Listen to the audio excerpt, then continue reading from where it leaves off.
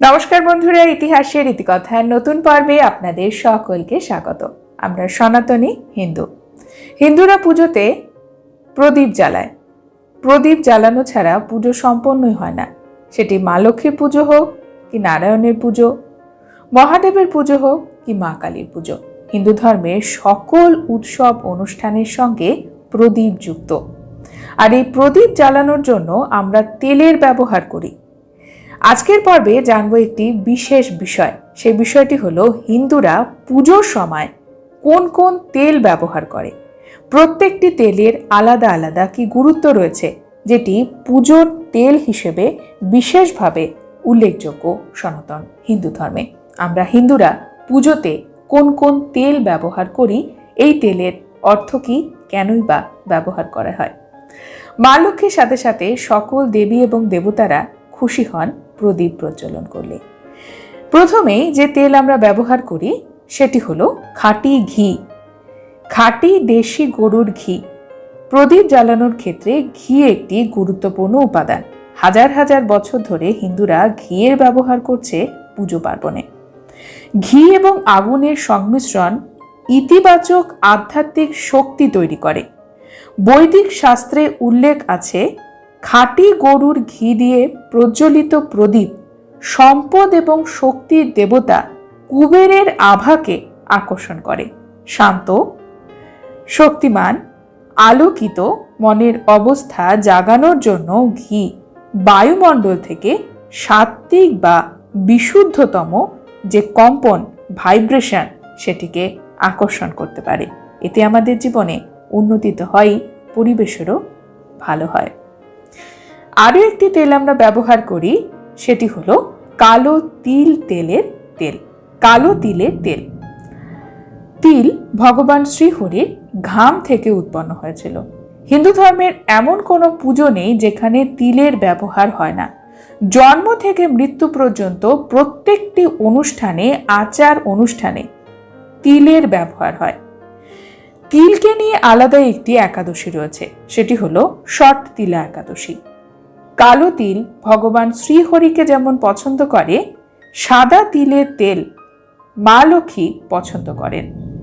নেতিবাচকতা বা নেগেটিভিটি দূর করতে, আমাদেরকে নেগেটিভিটি থেকে বাঁচাতে পারে কালো তিল।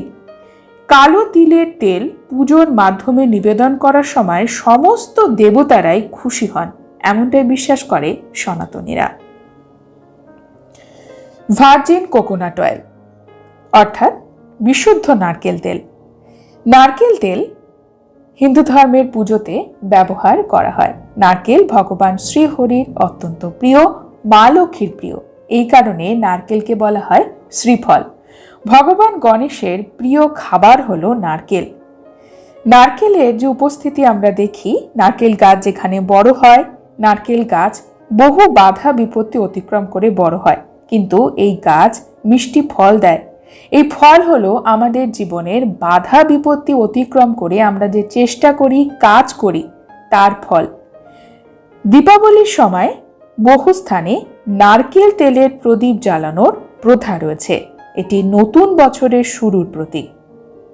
মহুয়ার তেল, হ্যাঁ বন্ধুরা, মহুয়া গাছের তেল। মহুয়া অত্যন্ত মূল্যবান একটি সম্পদ হিন্দু ধর্মে। মহুয়া গাছ থেকে নিষ্কাশিত তেল সাউথ ইন্ডিয়াতে ইল্লুপ্পাই ইলাই নামে পরিচিত। বলা হয় ভগবান শিবের আশীর্বাদের মাধ্যমে মহুয়ার তেল একজন ব্যক্তিকে ঋণ মুক্ত করতে পারে। কর্পূর, কর্পূরও আমরা ব্যবহার করি। ভারতবর্ষের সনাতন ধর্মের যে কোনো ধর্মীয় আচার অনুষ্ঠানে ব্যাপকভাবে ব্যবহার হয় কর্পূর। কর্পূর এমন একটি উপাদান, সেটি কিন্তু নিজে ছাই হয় না, কিন্তু নিজে জ্বলতে থাকে। কর্পূর কখনোই অবশিষ্ট থাকে না, সে ছাই হয় না।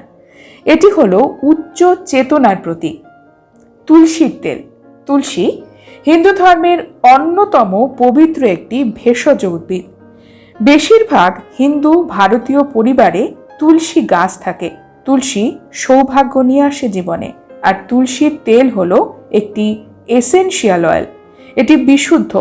এটির গন্ধ মনকে চাঙ্গা করে, পরিবেশে পজিটিভিটি ছড়ায়। অবাক হওয়ার কিছু নেই তুলসী গাছের তেলের ব্যবহারে। এলাচের তেল, এলাচের তেলও ব্যাপকভাবে পুজোতে ব্যবহার হয়। এটি হলো মনকে স্ট্রং করে এবং একটি শক্তি নিয়ে আসে মনের মধ্যে। লবঙ্গের তেল প্রায় বহু হিন্দু দেবদেবীর পুজোতে ব্যবহার করতে দেখা যায়। এটি পরিবেশকে উষ্ণ করে, বিশুদ্ধ করতে সাহায্য করে। বন্ধুরা, আজকের পর্বে আমরা জানলাম হিন্দুরা পুজোর সময় যে প্রদীপ জ্বালায় সেই প্রদীপে কোন কোন তেল ব্যবহার করা হয়। আজকের পর্ব এখানে শেষ করছি। পরবর্তী পর্বে নতুন একটি বিষয় নিয়ে আপনাদের সঙ্গে কথা হবে। ততক্ষণ সকলে সুস্থ থাকুন, ভালো থাকুন, আর পুরো ভিডিওটি দেখার জন্য আপনাদের অসংখ্য অসংখ্য ধন্যবাদ।